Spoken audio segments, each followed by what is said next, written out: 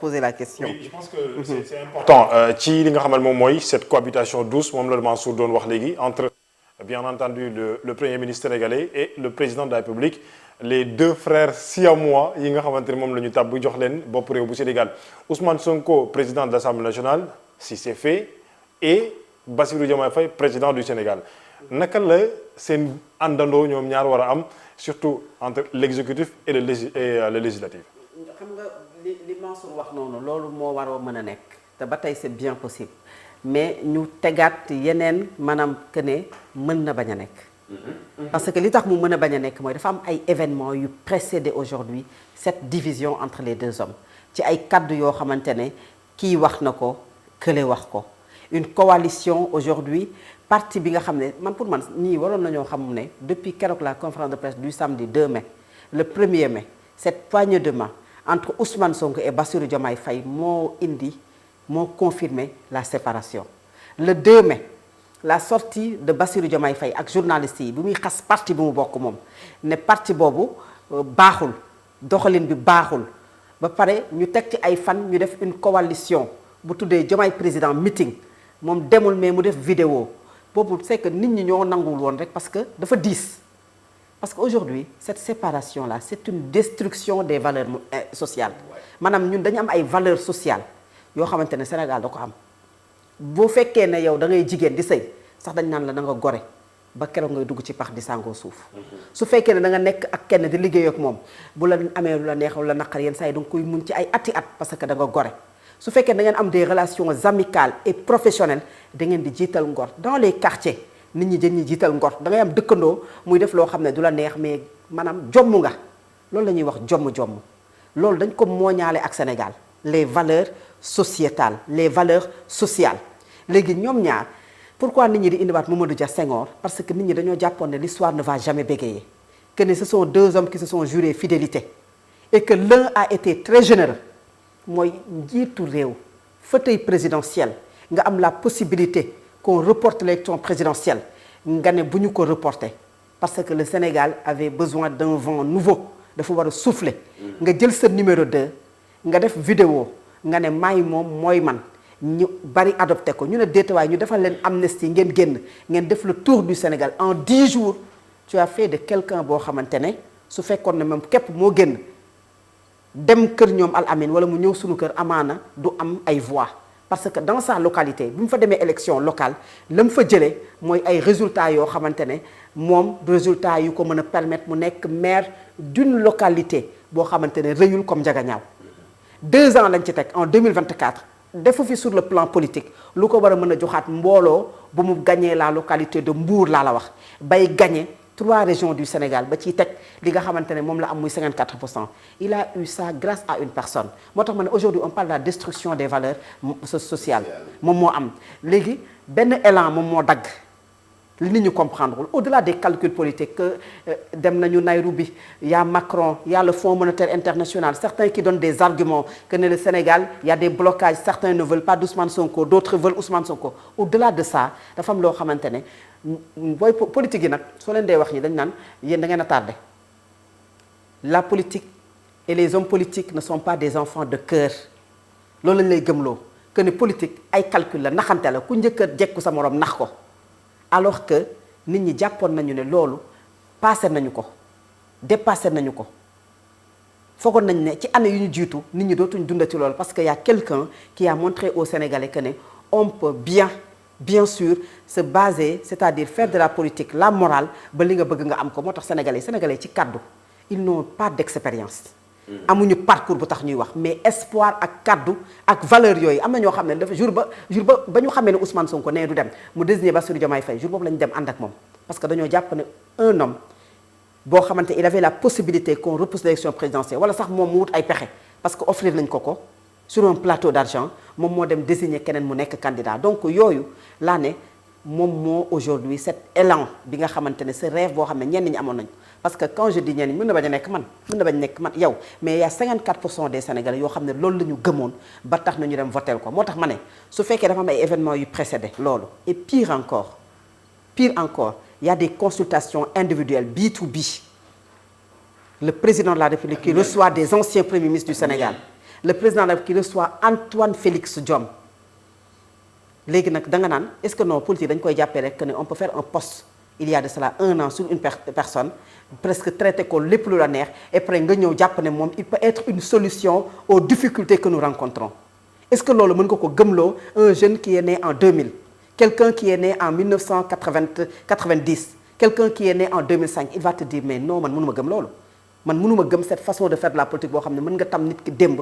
tey nga ñëw jàpp ne moom il peut apporter sa pierre à l'édifice pour que ñu defar Sénégal alors que ñooñu dañ fi nekkoon ñuy laajte baat sénégalais yi ne leen yéen duñu leen jox parce que doyuñu leen yéen ñi nga xamante ne yéen a laajte muy l'autre camp ngeen jàkkaarloo yéen laay jox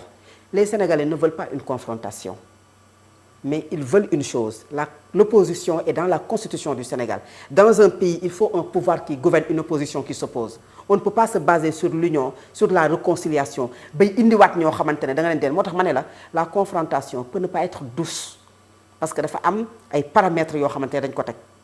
muy aujourd'hui le président qui fait des consultations individuelles B2B ak des anciens ministres yoo xamante ne ñoom ak gis-gisu parti bi mu bokkoon nga xam ne jàpp naa ne parti boobu de plus en plus mi ngi koy sori et d'ailleurs même il reste plus rien ci parti boobu moom ak parti boobu parce que la preuve mooy da ngaa dàq premier ministre bu Sénégal ñi bokk ci parti bi ñëpp dem di ko soutenir commençant par ceux qui ont des ministères de souveraineté ba ñi nga xamante ne ay PCA lañu kon ça veut dire que ne ñooñu ils t'ont montré que ne li amoon wonni na donc man jàpp naa ne bokku leen déjà gis parce que yaa ngi dajale pour bañ a génn ci fil boobu yaa ngi gisee ak ñeneen ñoo xam ne contraire bi mais beneen bi mooy signal bi ñu ci war a jàpp mooy pour revenir au décret bi nga xam ne souvent loolu lañ doon brandir pour faire peur à certains di nga sentir que ne ça ne fait plus peur parce que gis nga benn genre soutien boo xamante ne ñenn ñi ñu ngi ko commencé di ko soutenir ki nga xam ne moo fi nekk te pourtant ils ont des postes de responsabilité ay ministères yoo xamante ne jàpp nga ne am nañu budget jàpp nga ne am nañu mais ñooñu aujourd'hui da ngay comprendre que ne pare nañu pour wan loolu ginnaaw pour dem ak ki nga xamante ne moom la ñu jàpp ne moom mooy le leader légitime parce que moom ma doon le leader légitime et toujours du parti bi nga xamante ne moom mooy le parti PASTEF et ñoom dañuy def seen xel que ne mën nañu opposer wu 3 ans peut-être que 2029 rien n'est certain nag dara politique dara certain wul mais ils peuvent se dire que on s'est opposé entre 2021 et 2024 mu metti woon lool pourquoi pas entre 2026 ba 2029 ak lu ñu ci mënti am ñu xam ne loolu la moo tax ma ne une confrontation et surtout Ousmane Sonko qui va à l'Assemblée nationale ça peut être douce et je dis bien que ça peut ne pas être douce cette cohabitation parce que il y aura des propositions de loi ils ont parlé des fonds politiques boo xam ne Guy Marius Sagna Ayib Daffé ñoom ñoo ko proposé woon jox ko njiitu élimaanu jëwriñ ñi dem jox ko président de la République parce que le président de la République moom moo am la prérogative pour les projets de loi mu yóbbu ko d'abord en conseil des ministres d'abord ba pare ñu door ko bind mooy avant projet maanaam dañ ko yóbbu projet pour assemblée conseil des ministres càmbar ko ba pare yóbbu ko assemblée nationale si le premier ministre toog ne nañu jël ce projet de loi mu ne nañ ko waxtaane mu ne moom ci kàddoom ci ay kàddoom mu ne président tegu ko sur la table aujourd'hui les députés peuvent quand même yóbbu cette question des fonds politiques à l'Assemblée nationale def ko une proposition de loi mais loolu moo précipité le limogeage d'Ousmane Sonko c'était prévu que dañ koy dàq mais le timing bi ñu choisir du moment bi c'est après les consultations ce qui a précipité son limogeage et peut-être même qu'il le sait et qu'il a créé moom également wax loo xamante ne moom mooy tax mbir yi gën a gaaw parce que personne ne voulait pousser l'autre à la faute ku ci nekk yaa ngi doon xaar sa morom et il a peut-être réussi même à le pousser à ce que mu jël une décision contre lui et il passe comme une victime aujourd'hui parce que ku nekk dañ naan dàq nañ ko mooy valeur yi ma doon wax sànq pourtant fii la ñu jógee kii moom moo ko dàq moo tax ma ne bu ñu demee tey fi nga xamante ne moom mooy Assemblée nationale loolu mën na am et d'autres également et même cette motion de censure ça dépend de ces jours yi ñëw jours yi di ñëw yan mooy position wu le président Bassirou Diomaye Faye lan mooy doon position wu Ousmane Sonko qui retourne à l'Assemblée nationale mënoo ko bañal parce que nit nag mënoo ko dàq ba pare nit ñi ñu ne dàq nañ diw ñu ne ko non bul dellu Assemblée nationale wala bul def dara alors que c'est un acteur politique il a besoin même bu dul dara d'une immunité parlementaire ku ndëbin rey sa maam boo séenee lu ñuul da ngay daw politique lañ nekk terrain politique loo xamante ne mooy sa ndëgër laay et ndëgër laay boobu daf ciy bokk pencum ndaw réew bu Sénégal nga téye sa majorité doo yem ci téye sa majorité nga am malaan boo xamante ne bu ëllëgee lu ñëw mais aussi pour que nga nekk la deuxième personnalité de l'État. dafa mel ni am na ku nekk ci ligne bi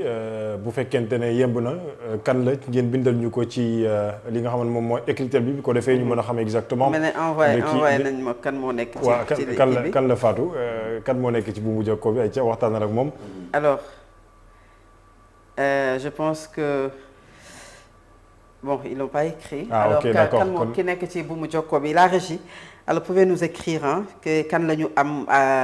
en ligne pour peut-être commenter cette actualité bi nga xamantene mo occupé l'espace médiatique depuis le vendredi dàq Ousmane Sonko ci poste premier ministre bu Sénégal ñu jóge ci foofu daal di ñëwaat ci pencum ndaw réew bu Sénégal mi nga xamante ne ki ko jiite woon El Hadji Malick Ndiaye gis nañu le vendredi passé il n'était pas à Dakar mi ngi woon Caire et en Égypte bi ginnaaw loolu moom moo tax le vice-président de l'Assemblée nationale a présidé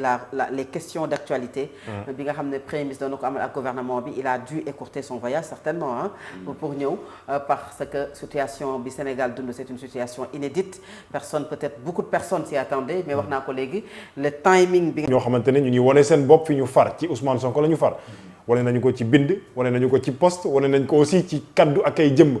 aujourd'hui ñu bëri démission